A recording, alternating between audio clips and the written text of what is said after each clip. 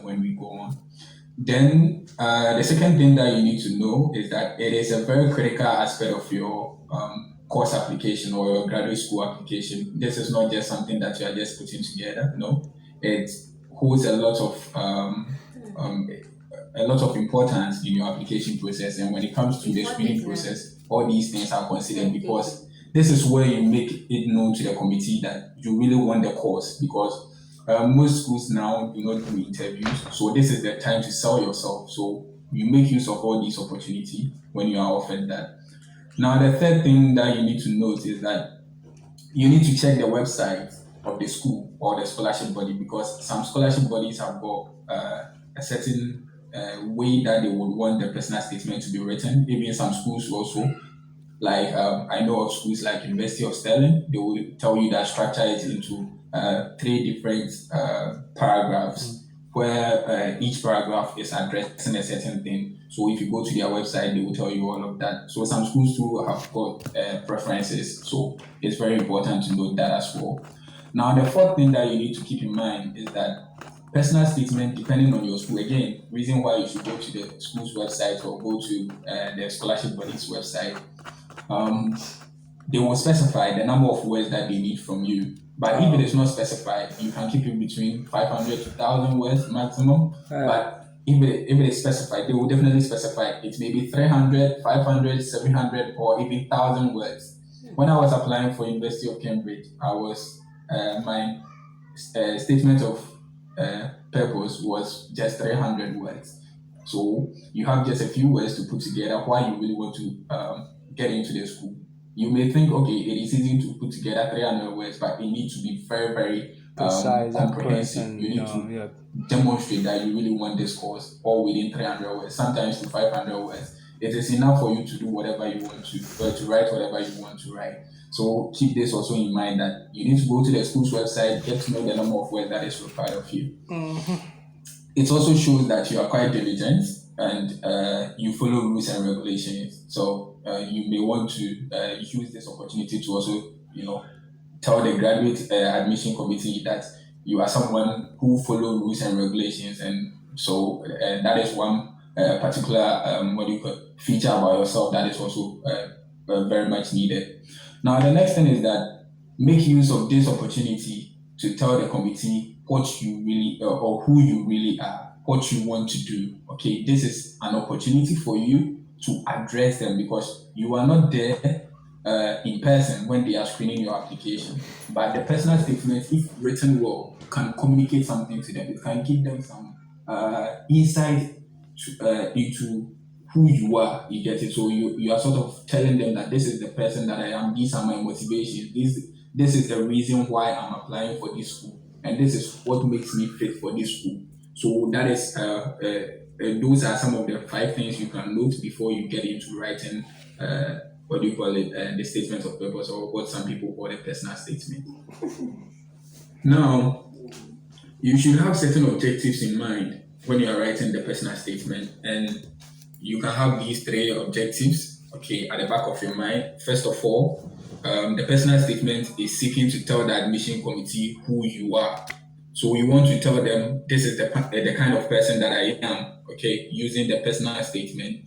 Then you also want to tell them about your academic and professional interests. So academically, where are your interests? Maybe your research interest, then your professional interest. Where do you see yourself? Sometimes some schools will ask you, as part of your personal statement, you should add where you see yourself within the next 5 years or even in the long term. So all these things play a role in that. So what are your research interests? What are your professional interests? All of these things need to be part of your statement of purpose.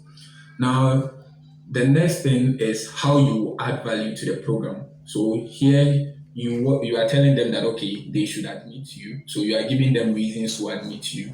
Now you need to also tell them what you are bringing on board or what are you bringing onto the table. If it is a scholarship application, you would want to probably add this. Okay, it's also very important. Now, before you even start writing, there are some preliminary questions that you've got to ask yourself. Now, the first question that you ask yourself, and you have to note down these answers as and when you ask yourself these questions. why do I want this degree in the first place? So you need to understand why you want this degree and make sure that the reason that you are finding for this question or the answer to this question should fit into the degree. Okay, so here by now you've done a lot of research on the course, right? So you have settled on this course that this is the one that I'm applying for. Why then do you want it? This is a question that is asking you to justify your choice. So if you've made a good decision, this the answer to this question will become a little bit easier for you. I know all these things are not easy, but if it is a course that you really want and it fits into your academic or your professional interest, it should be something that you can tie in here. Now, what are my expectations from this program? Here, you may want to look out for certain courses or modules, okay, that you expect or that you think is linked to your future, right? So all these questions are linked together. So first of all, why you want this program? It can be that there are certain modules in the course that are sort of how do I put it, motivating you to apply for this course. So maybe if you're applying for, say, development studies, there is a course module like human development and education. So probably you are in your home country, the education system is not that great. So you may want to tie it in here. So maybe this course will expose me to a lot more details on how education and human development can be interlinked or the nexus in between that. And that will further help you to understand the whole concept of education and how that can be tied with human development. So this can also, if you have done a lot of research on the course, you can use this as what you call it, a justification as to why you are applying for the course. Then also personally and professionally, how does this course fit you? Okay, so all these things are part of the expectation from the course. Okay, so you have your own personal interest, you have your professional interest. How is this course going to help you better all of them? So you may want to seek answer for that as well. Then if you have professional experiences, how do they fit into the degree? So professional experience are very important when you're applying for grad school. So if you've got any, it ties into the course that you want to do, you may want to probably introduce that into your personal statement as well. Now, when you are done with all these, now you can adopt a certain structure, right? So there is a structure that you can adopt. And like I said initially, this is a suggested approach to the whole process. So if you want to adopt this structure, first of all, you start with the introduction. Now with the introduction, you need an attention-grabbing introduction.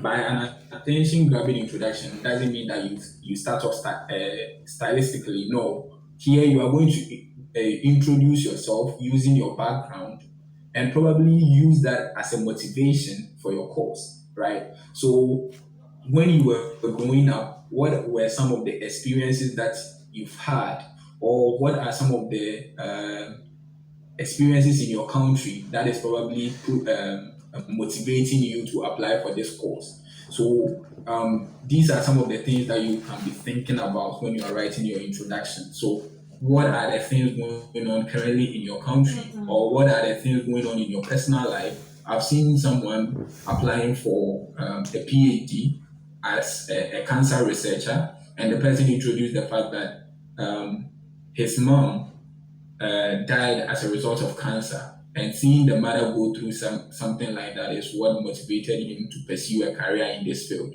as a young guy growing up. So you are trying to tell them that this course is a personal thing to you. It's more like something that you really want to do because it is an experience that you had, and it's like you want to contribute towards helping humanity. So with this, it gives some sort of brief insight into your reason for applying for the course. Now, so that is the kind of attention-grabbing introduction that I'm talking about. No, it's not about the brightness of the day has given me the opportunity to write this personal statement. No, that is not the kind of attention-grabbing introduction that we are talking about here. The hook that we are trying to talk about here is your background, or let's say it can even be your your future professional work that you want to do, right? So that can be what you can start with. So my desire to pursue a program in social and so is is as a result of my interest in, let's say, becoming a medical doctor, or my interest Okay, in, say, okay. a government policy analyst or Ima, consultant, right? Yeah, Ima, yeah, yeah. From what you are saying, let me touch on it more. Let me say something in addition to what you said. So the introduction, I okay, really like the fact that you said it should be catchy because that will draw or that will help the graduate committee or these admission coordinators to tackle what to even read your papers. I hope you get it. So it's very important. I really like. So the first introduction should be an interesting page. The paragraph or maybe the sentences in your introduction should be something that is catchy. That will draw the attention to read your paper. It's very true. Because for me, when I was writing my statement of purpose, I made it clear that when I was a child, my father used to take me to Togo. So when I was going there, a lot of people have been dying along because of farming, because they don't have any food to eat, because public policy or political science or politics really shape or it impacts lives because our life that we are living in every country depends on the policies or the governmental institution, their decision that really regulate the action and inaction of the people. So in a way, I started to develop that pattern that when I grew up, I need to become maybe policy analyst so that I can able to what impact and also share my ideas to formulate good policies that will help to transform and improve the living standard of the people. So I made it clear. I used a history of when I was a child that my father used to go to Togo with me, and I really understand how things were happening in the border, why people can't get food to eat, why people can't get access to water. So my interest, the etymology of my interest started from where? From where my father used to go with me to watch Togo. I hope you get it. So it's very important that you said that some people want to, do their to write their statement of purpose because of maybe probably their experience or what they have passed through a lot. I hope you guys are learning. Thank you. So you can continue, bro. all right. So thank you very much for your contribution. Okay, so when you are done with giving a brief insight into who you are and why you are applying for the course, then you go to the body. Now, the body part should have your relevant experience. If you've got some experience that you can introduce into it, it's very good. If you haven't got any, that is not a problem. There is a way around it. You don't need to force in anything that is not relevant. By relevant experience, all experiences are very important, but if we say relevant experience in this situation, it means that it is something that fits into the course that you are applying for. Now, your relevant experience and accomplishments that relates to the field, so that has already been mentioned. So it can be professional, it can be academic, it can also be leadership. Now, if you've got leadership experience, it's very, very important. Tie in here, especially if it is for scholarship, because this scholarship sorry about that.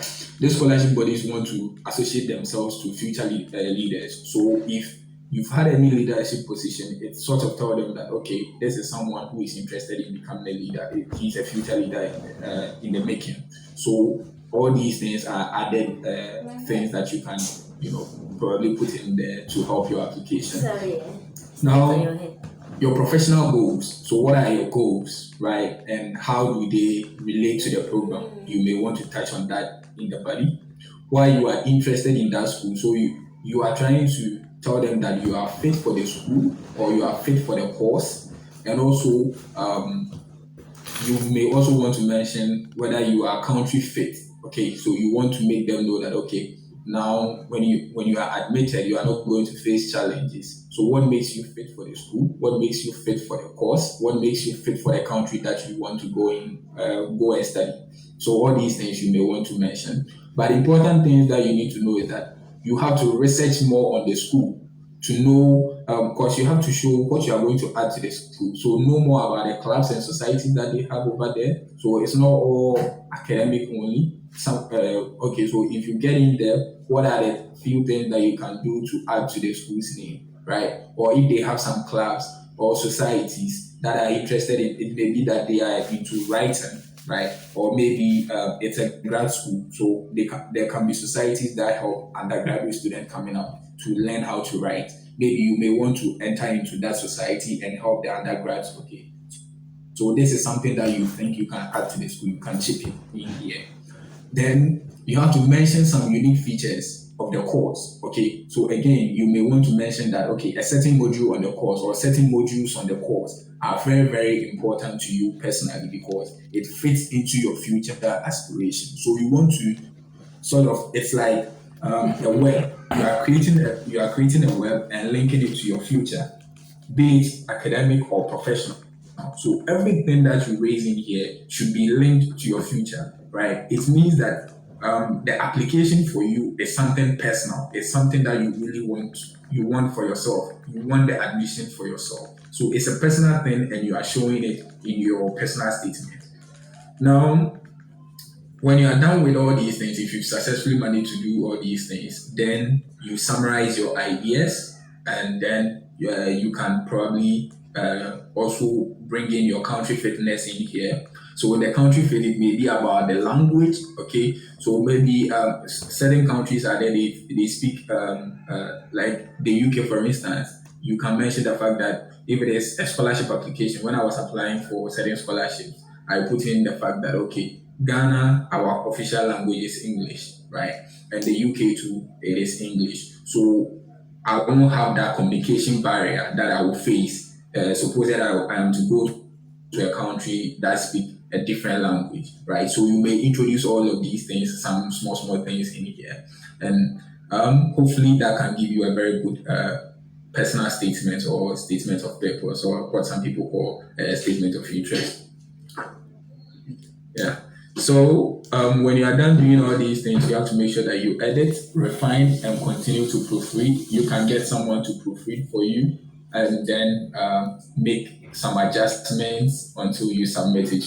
You don't have to submit it in a hurry. You have to start very early so that you have enough time to do all the corrections and everything. Right. So that is basically what I have for you today. If there are some questions, we can probably listen to them and get some answers for them as well. Thank you. Oh, that's wonderful. That man said I should ask you where can he get some jollof rice? That is wonderful. I also want to add something to what you just said. It's a very powerful, presentation that you have made, and I really appreciate it. So you said that you need to have the introduction, right? You need to have the introduction, and you need to have the body. So simply means that statement of purpose is divided into groups, right? You need to have the introduction, you need to have the body, and you need to have the conclusion, right? Okay, and I want to know what is the difference between motivation letter, statement of purpose, personal statement, and those kind of stuff. Can you distinguish, or sometimes it is the same? Like, sorry, I didn't get your question. I'm saying that so the statement of purpose, personal statement, motivation letter, is it the same? Is it the same? Okay, so basically they are all the same. There isn't any difference actually. All of them are just you trying to make known your motivations, right? What is motivating you for the course? All of them are basically written the same way. It depends on the school and how they will name it. Some sweet schools will call it motivation. Can you hear me? Yeah, I can hear you. Yeah, I can hear you, I can hear you. some schools decide to call it. Okay, so it's just up to certain schools and how they will decide to call it. Some sweet schools will call it a motivation letter, and then UK schools you see personal statement more, and the statement of purpose usually I think I see it in the United States schools more often, but they are basically the same thing. Okay, someone is also asking here, is it college? He said that I am aware admission are given because one can apply for scholarship. Can no, if you are not talking about scholarship, but maybe probably if he would touch on it, I'll be very grateful. Okay, he said, please, I have a question. Does this Peter, please, can you retype that for me? No, I'm saying that listen to this question. Can you hear me? Okay. Yeah. Yeah, I can hear you. Does this statement of purpose applies to undergrad students? Okay, so this statement of purpose also applies to undergrad students. So if you are applying for any school and you are asked to write a personal statement, the same approach. There's no different from how you write one for master. Different. So it's basically the same. Okay, so and Sly also said that please, if I get it correctly, SOP is mainly meant for graduates alone, not the undergrads or those going to the colleges. No, you have answered it right. You have answered. Okay, he said it's letter of Hello, intent Peter. different from. Can you hear me? Yeah, I can hear you. Autry is asking that is letter of intent different from statement of purpose? No, again, I would say there isn't any difference, but I stand to be corrected though if you think there are any differences, but there are no differences in that as well. Oh, okay, so basically in Canada, when I was applying to school in Canada, they demanded my letter of intent. They didn't say personal statement or statement of purpose. I really like what you said when you said that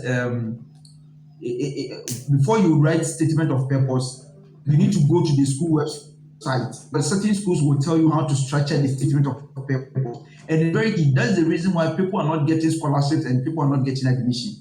They have written down that I have statement of purpose. Meanwhile, the school have a structure that you need to follow. You made mention of University of Stirling. University of Stirling tells us why you should write the statement of purpose, the procedure, the strategies, the institution, and they have given you the contour lines through which you can use to write that statement of purpose. I hope you get it. So on that note, what I will say is that before you write a statement of purpose, it is the school website that will really guide you. And sometimes too, you made mention of that. Sometimes the school will tell you the words. The school will tell you the words that you will use. The words that you will use. It's very, very important.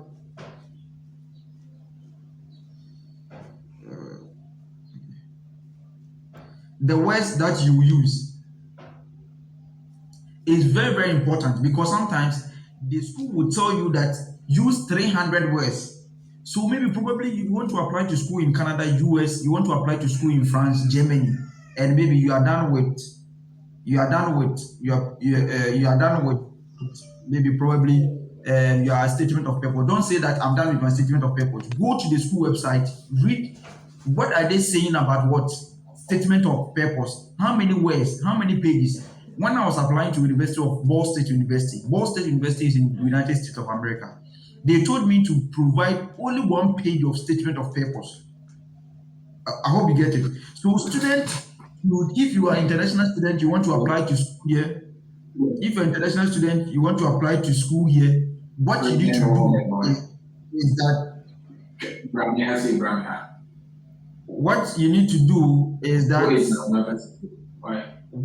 do is that you need to know from the school website the time or the number of words they need. I hope you get it. I've been telling you that the reason why we are not getting scholarship and admission that we, the international students, we don't pay attention to instructions, and it's very, very key because some people have already done with their statement of purpose. They will not go to the website read about it. I hope you get it. So it's very key. Okay. I think also on the statement of purpose, Do you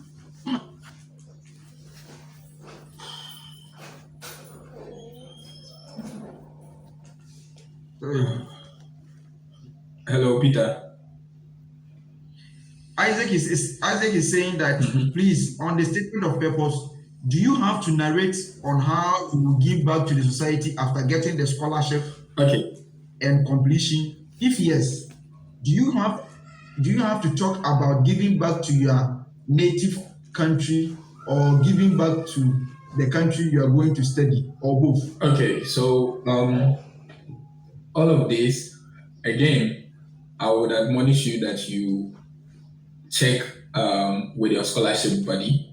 But usually, for a scholarship like Commonwealth, what they do is that they will let you write a personal statement, and they will also ask you how you are going to contribute to your home country when you are done with your studies, right?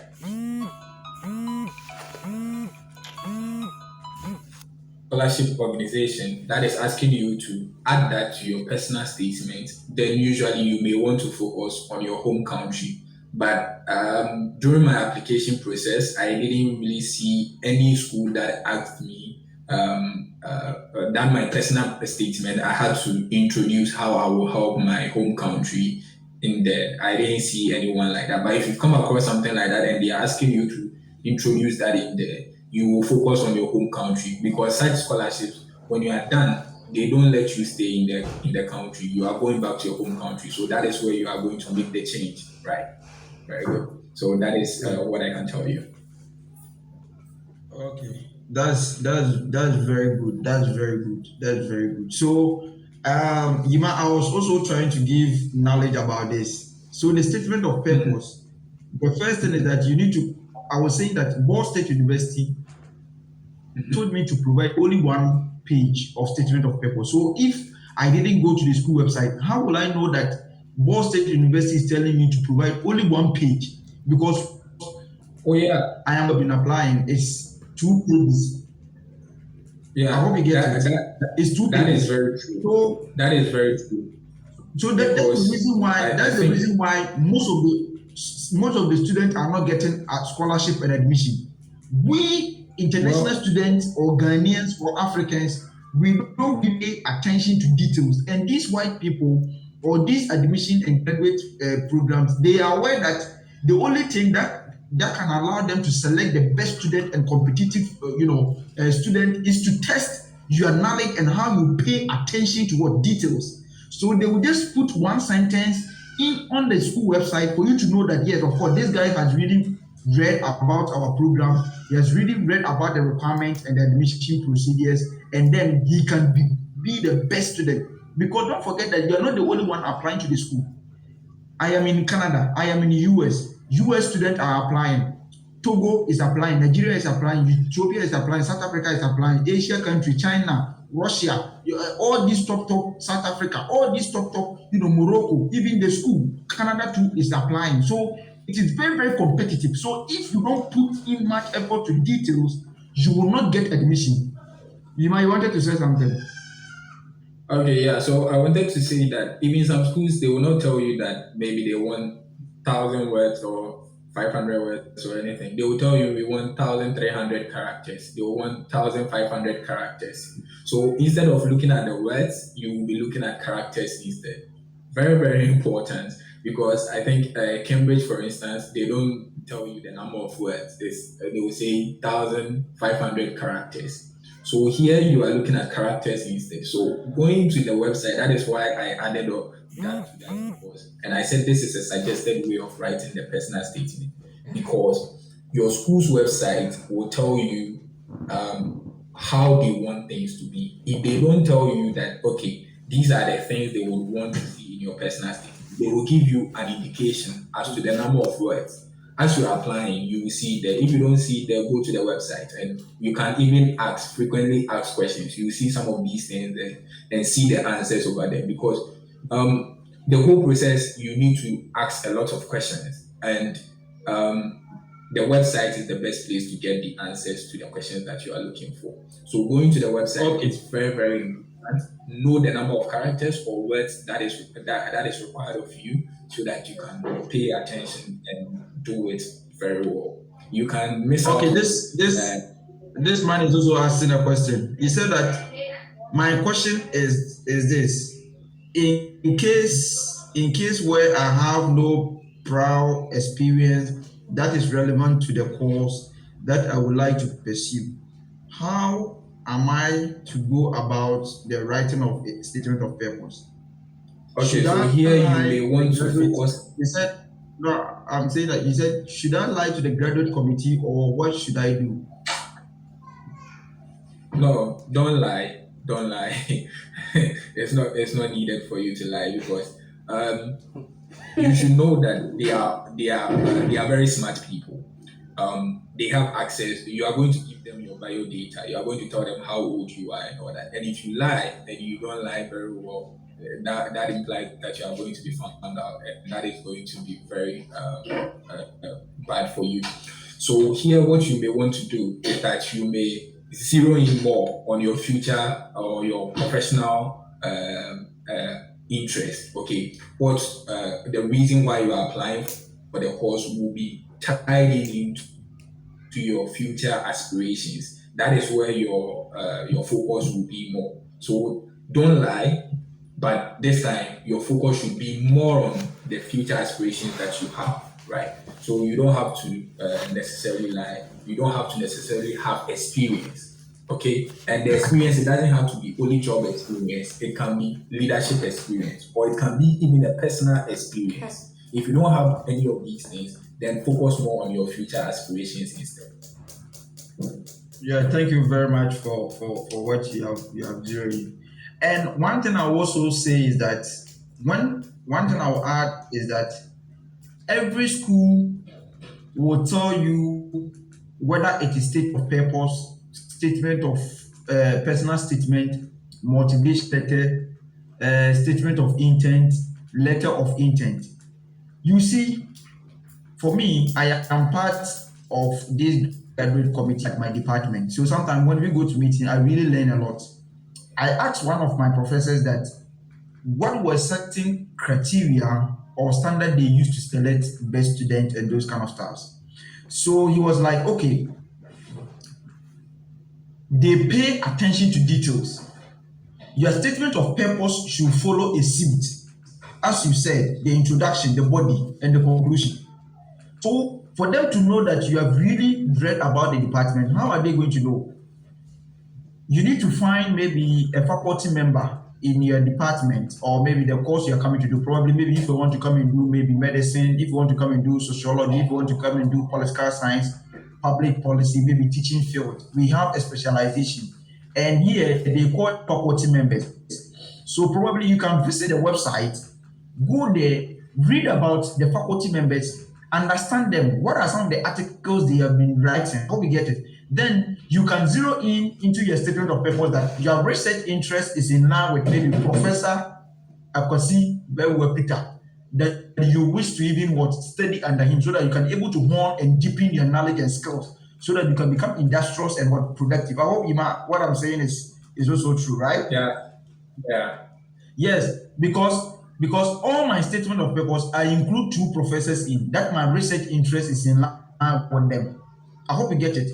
And also, you can also write. You can also when you are writing the reason why maybe you want to apply to the school, don't only focus on the school. Focus on also the department and talk about the potency, or you talk about the quality professors, the good professors in the department. So you can say that, okay, of course, you are applying to University of Manitoba or you are applying to University of Alabama because of you believe that the department have courses that can deepen your knowledge, that can help you to become more productive, and because you have read about the department and you find it that it contains a lot of people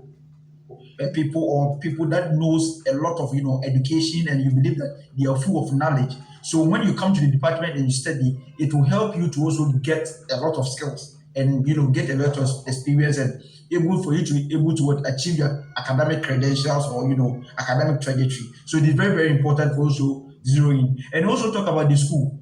Why the school? Maybe probably, as Dima said, you can talk about their rigorous environment, maybe they have or best maybe educational environment. You want to study from maybe multicultural background. The school has, you have read a lot about the school. Maybe the school, the ambience, they have a lot of people from that. So if that studying in that school will also help you to also gain or maybe study with like-minded people so that you can study from a lot of cultural backgrounds because you believe that they have rigorous environment, research based, their professors are well endowed, well renowned in the world, and you believe that you studying in the school will help you to be more analytical, more industrious, more efficient or effective in the scope of what touching lives and transforming your background. And you believe that maybe probably after school, coming back to your home country, you can also touch the life. So probably maybe you are finished school, you're a teaching assistant. You can come back as maybe a faculty member, or maybe you can go maybe research position in your department. So that is your career goals, and maybe probably you want to come back or something like that. Okay, someone had this question. It goes to you. Is it advisable to have a summary of your personal life story and blending it with your aspiration? Is that repeat the question again? Is it advisable to have a summary of your personal life story and blending what? it with your And what? aspiration? Personal life story. Personal life story. Yeah. So that, like I said, your introduction. In your introduction, you can make it known to the person why you are applying. So when the person picks it up, the introduction is telling him or her why you are applying for the course, right? So in here, if it is a personal experience that you've had, remember you don't need to write so many words on that personal experience. It can be just a sentence, right? So summarize everything into a sentence and use that to back your motivation or use that as your motivation, right? That is what you need to do. So you don't need to write a whole life story because remember, the school that you're applying to may have asked you to do all these things in just 300 words, or let's say 500 words, or even 700 words, or 1,000. You don't have to write your whole life story as your introduction. No, you can just summarize it into one sentence and use that as part of your motivation for application into that program. Yeah. Okay. Someone is Ernest is saying that what is the difference between personal statement and statement of purpose? I don't know. This question is the same. Okay, Yeah. it's the same. It's the same. And I had also wanted to touch on the maybe how the course is going to help you to be on your career goals. And I think that should be the foundation of personal writing, personal statement. If I get you right. And then So what do you? Okay. I'm saying that so the personal statement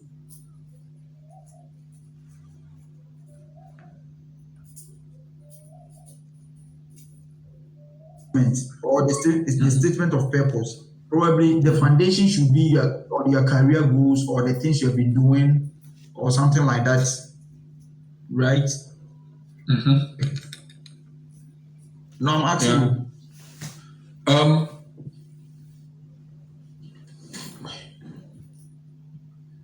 Oh goodness.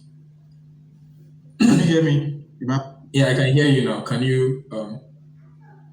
Yeah, I'm saying that someone is asking that what is the difference between personal statement and statement of purpose? I don't know if Okay. So one thing I would say is that there isn't any difference actually. The best thing actually, whatever that goes into it, okay, whatever that you are required to write in, let's say whether statement of purpose or personal statement or statement of interest, all of those things, whatever that goes into it, the website should be the best place to tell you that, right? But there isn't any difference. Trust me, there is no difference. I haven't come across anyone that is, except if you are writing it for, let's say, scholarship.